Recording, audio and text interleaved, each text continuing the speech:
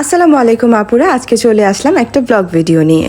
এটা শুক্রবারের blog, but upload করতে একটু দেরি হয়ে গেছে। তো সকালের দিকে আমার শ্বশুর এসেছিল আয়াতকে বাড়িতে নিয়ে যেতে।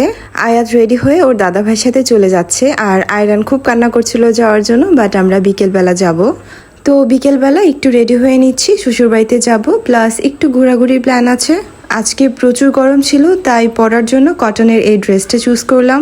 ড্রেসটা হোয়াইটের মধ্যে আর ব্রাইট কালারের প্রিন্ট করা, সো সব মিলে কমফোর্টেবল অ্যান্ড প্রিটি। তো এখন ঝটপট রেডি হয়ে বের হয়ে যাচ্ছি।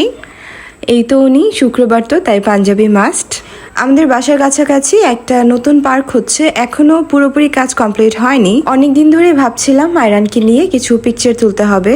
অনেকদিন হয়ে গেল আয়রানকে নিয়ে তেমন প্রপার পিকচার তোলা হচ্ছে না, তাই উনি বললো যে চলো ওখানে যাই, একটু ঘোরাও হবে আর সাথে কিছু পিকচার্সও তুলে নেব।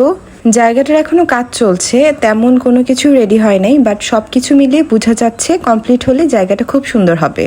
ভিতরে ডেকোরেশনের জন্য যে গাছগুলো লাগানো হয়েছে ওগুলো বেশিরভাগগুলোই এখনো ছোট আছে। এদিকে দেখলাম এরকম 2-3টা ছোট ছোট সিটিং অ্যারেঞ্জমেন্ট করা আছে। অনেক রকমের ফুল গাছও লাগানো হয়েছে।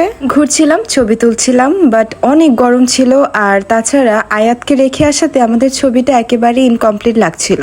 আমরা কিছু ফ্যামিলি পিকচার্স তুলতে চাচ্ছিলাম, বাট ওই যে আয়াত নাই। তবুও যে পিকচার্সগুলো তুলেছি বেশ ভালো এসেছে, সবাই প্লিজ মাশাআল্লাহ বলবেন। এদিকে ঘুরতে ঘুরতে সন্ধ্যা হয়ে যাচ্ছিল, আবার আমার শ্বশুর বাড়িতে যেতে হবে, তাই আর বেশি দেরি না করে চলে গেলাম। আর এই যে আয়রান ফুপির কোলে বসে আছে, আর এই যে আমাদের বিড়াল আবিলি, ওকে আমার ননাসের ছেলেরা ধরে মেহেদি পরিয়ে দিয়েছে। আর এই যে আয়াত, রাফি, রাউফ, ওই যে দেখেন কি দুষ্টুমি করছে ওরা। আসলে ইদানিং এত পরিমাণে গরম পড়েছে, কোথাও যে একেবারে শান্তি নাই। তো তখনই সবার সাথে গল্প করতে করতে হুট করে প্ল্যান হয়ে গেল যে সন্ধ্যার পরে আমরা একটু বাইরে বের হব। মাগরিবের নামাজ পড়ে আমরা বের হয়ে গেলাম একটু ঘুরতে। আসলে আমাদের বাড়ির কাছাকাছি 3টা নতুন রেস্টুরেন্ট হয়েছে, বাট এখনো একটাতেও যাওয়া হয়নি। আসলে আমার বিয়ের সময় এই এলাকাটা কিন্তু এতটা উন্নত ছিল না, বাট ইদানিং এই এলাকার চেহারাটা জাস্ট চেঞ্জ হয়ে গিয়েছে। একেবারে হুট করে দোকানপাট, রেস্টুরেন্ট, পার্ক সবকিছু মনে হয়ে গেল। আর বেশি অপশন থাকলে যা হয়, আমরা প্রথমে ডিসাইড করতে পারছিলাম না যে আমরা কোনটায় যাব। পরে ঠিক করলাম, আর আসছি যখন সবগুলাতে একটু ঘুরে ঘুরে দেখি কি অবস্থা। প্রথমে যে রেস্টুরেন্টে ঢুকলাম এর নাম ছিল মুঘলি খানা রেস্টুরেন্ট। এর ইন্টেরিয়রটা কিন্তু বেশ সুন্দর ছিল, ইনডোর আউটডোর 2 জায়গাতেই বসার ব্যবস্থা ছিল। ভিতরে লাইটিং থেকে ডেকোরেশন সবই কিন্তু খুব সুন্দর ছিল। আর খাবারের মধ্যে মুঘলি আইটেমস যেগুলো আছে, কাবাব, নান, পরোটা, এই টাইপের খাবারগুলোই বেশি ছিল, সাথে বিভিন্ন সফট ড্রিঙ্কসও ছিল।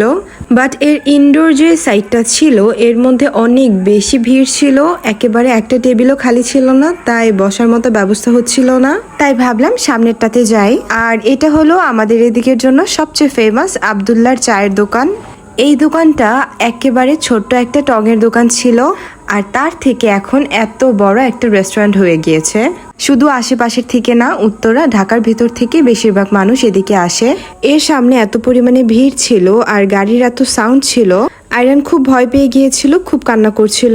এই যে এখানে হলো ওদের চায়ের লিস্ট, এখানে প্রায় 200-র বেশি চায়ের আইটেমস আছে। আর পাশাপাশি উপরের তলায় খাবারের ব্যবস্থাও আছে।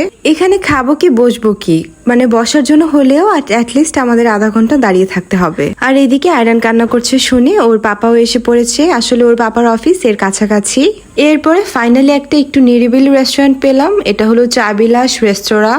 এখানে গ্যাদারিংটা তুলনামূলক একটু কম ছিল। আসলে বাচ্চা কাচ্চা নিয়ে যতটা নিরিবিলি পরিবেশে যাওয়া যায় অতটাই ভালো। এরপর এই তো বসলাম, খাওয়া দাওয়া করলাম। সব খাওয়া দাওয়ার মাঝখানে সবচেয়ে ভালো যেটা লাগলো সেটা হলো এখানের দুধ ড্যানিশ।